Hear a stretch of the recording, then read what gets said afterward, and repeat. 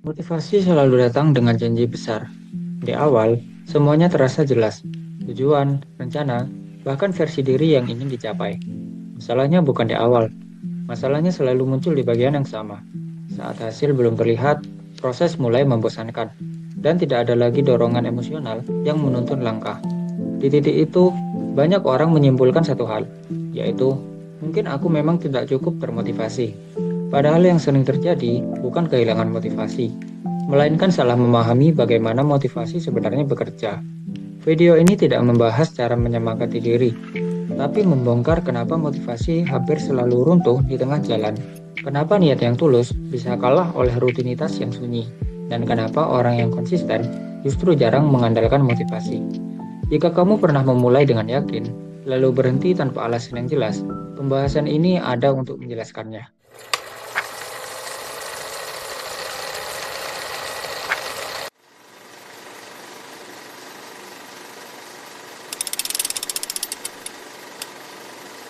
Ada satu keyakinan yang diam-diam hidup di banyak kepala, bahwa motivasi adalah bahan bakar utama perubahan. Kita menunggu perasaan siap, menunggu dorongan kuat, menunggu hari di mana semuanya terasa ringan untuk dijalani. Masalahnya, motivasi bukan mesin. Ia lebih mirip cuaca. Datang, pergi, berubah tanpa bisa dikendalikan. James Clear, dalam Atomic Habits, menulis bahwa perubahan besar jarang dimulai dari ledakan semangat, melainkan dari tindakan kecil yang diulang saat tidak ada semangat sama sekali. Motivasi, menurutnya, sering muncul setelah kita bertindak, bukan sebelumnya. Tapi kita terlanjur membalik urutannya. Kita menunggu termotivasi untuk bergerak, padahal bergeraklah yang seharusnya memicu motivasi. Daniel Pink dalam Drive juga menunjukkan hal serupa. Dorongan paling bertahan lama bukan datang dari emosi sesaat, melainkan dari rasa makna, kemajuan kecil, dan kontrol atas proses. Sayangnya, hal-hal ini tidak terasa dramatis, tidak memberi lonjakan adrenalin seperti motivasi di awal. Akibatnya, saat emosi awal memudar, dan itu pasti memudar, kita mengira ada yang salah dengan diri kita. Padahal yang salah adalah ekspektasi. Kita menganggap motivasi harus selalu hadir, di fase yang justru paling sunyi, saat hasil belum nampak, saat proses terasa biasa, saat tidak ada yang memberi tepuk tangan. Di titik inilah ilusi motivasi runtuh, bukan karena kita lemah, tapi karena kita menggantungkan perubahan pada sesuatu yang tidak pernah stabil sejak awal. Dan dari sinilah masalah sebenarnya dimulai.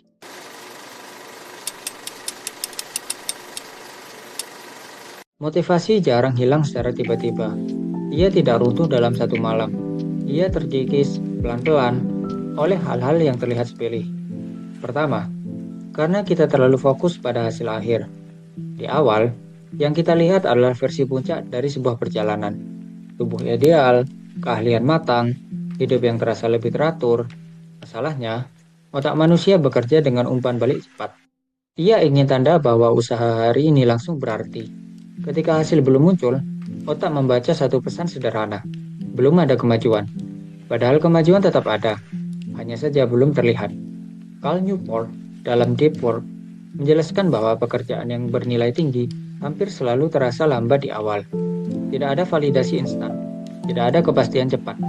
Dan bagi banyak orang, fase inilah yang paling mematikan motivasi. Kedua, karena kita mengandalkan perasaan, bukan sistem. Banyak orang hanya bergerak saat semangat hadir, saat perasaan mendukung, saat hari terasa ringan. Tapi hidup jarang memberi kondisi ideal secara konsisten. James Clear menyebut ini sebagai kesalahan umum, yaitu mengira orang disiplin adalah orang yang selalu termotivasi. Padahal yang membedakan mereka hanyalah satu hal. Mereka tetap bergerak meski tidak ingin. Ketika tidak ada sistem yang berjalan otomatis, setiap hari berubah menjadi negosiasi batin. Dan semakin sering kita bernegosiasi dengan diri sendiri, semakin besar peluang kita menyerah. Ketiga, karena tujuan kita terlalu abstrak. Menjadi lebih baik, menjadi sukses, mengubah hidup. Tujuan-tujuan ini terdengar besar, tapi tidak memberi instruksi yang jelas. Otak tidak bisa bekerja dengan arah yang kabur. Ia butuh tindakan konkret, sekecil apapun. Tanpa itu, setiap usaha terasa seperti berjalan tanpa peta. Akibatnya, motivasi tidak tahu harus bertahan pada apa. Keempat, karena kita melebih-lebihkan diri di awal. Di fase awal, kita melihat versi diri yang ideal, bukan versi diri yang lelah, bukan versi diri yang bosan, bukan versi diri yang tetap harus hidup dengan masalah lain.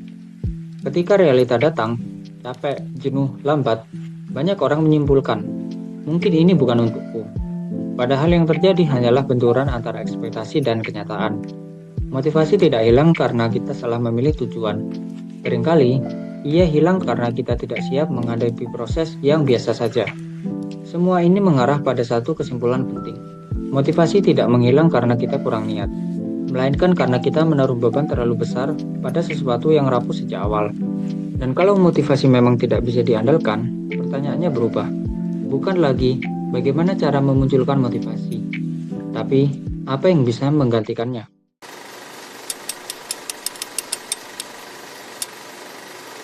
Di titik ini, satu hal mulai terlihat jelas.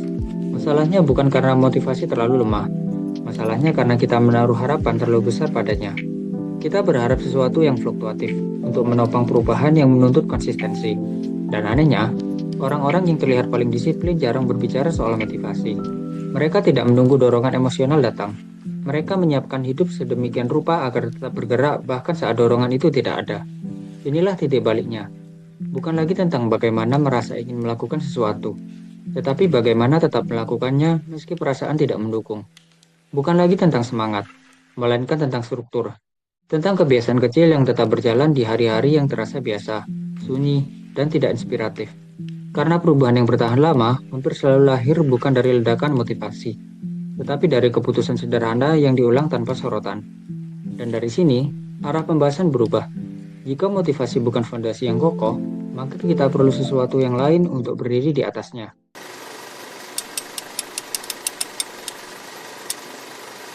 Jika motivasi tidak bisa dijadikan sandaran, maka perubahan membutuhkan penopang yang lebih stabil, bukan perasaan, melainkan struktur. Prinsip pertama yaitu turunkan standar, naikkan konsistensi. Kebanyakan orang gagal bukan karena melakukan terlalu sedikit, tetapi karena menetapkan ambang yang terlalu tinggi. Akhirnya, saat tidak sanggup memenuhi standar itu, pilihannya hanya dua, sempurna atau tidak sama sekali. Padahal perubahan jarang tumbuh dari hal yang ideal. Ia tumbuh dari hari-hari biasa yang hanya diisi satu langkah kecil. James Clear menyebutnya sebagai showing up. Bukan soal seberapa besar usaha hari ini, tetapi apakah kita tetap hadir. Prinsip kedua, fokus pada identitas, bukan target. Target memberi arah, tetapi identitas memberi daya tahan. Orang yang bertanya, bagaimana caranya tetap konsisten, seringkali lupa menanyakan hal yang lebih mendasar, yaitu, aku ingin menjadi siapa? Bukan, aku ingin membaca 30 buku, tetapi, aku adalah orang yang tetap membaca meski hanya satu halaman. Saat identitas mulai terbentuk, tindakan kecil tidak lagi terasa seperti paksaan. Ia terasa seperti konfirmasi diri. Prinsip ketiga, tetapkan tindakan default. Di hari-hari berat, jangan biarkan diri terjebak dalam pertanyaan besar. Tentukan satu tindakan kecil yang tetap dilakukan bahkan saat tidak ada motivasi sama sekali. Bukan latihan sempurna, bukan sesi penuh, hanya satu bentuk kehadiran. Karena berhenti total selalu lebih berbahaya daripada berjalan sangat pelan. Tiga prinsip ini mungkin terdengar sederhana, dan memang demikian. Tapi justru disitulah kekuatannya. Mereka tidak membutuhkan semangat besar, tidak menunggu hari yang tepat, dan tidak runtuh saat emosi turun. Karena perubahan yang bertahan lama tidak dibangun di atas motivasi, melainkan di atas hal-hal kecil yang tetap dilakukan ketika motivasi tidak muncul.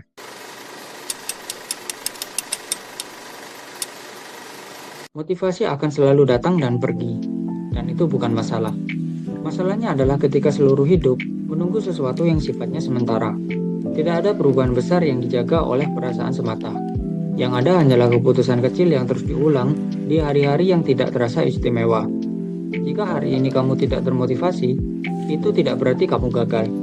Itu hanya berarti kamu sedang berada di bagian paling manusiawi dari sebuah proses. Mungkin yang kamu butuhkan bukan dorongan baru, melainkan izin untuk berjalan lebih pelan tanpa berhenti. Karena seringkali, yang mengubah arah hidup bukan semangat yang membara, tapi keberanian sederhana untuk tetap melangkah meski tidak siap.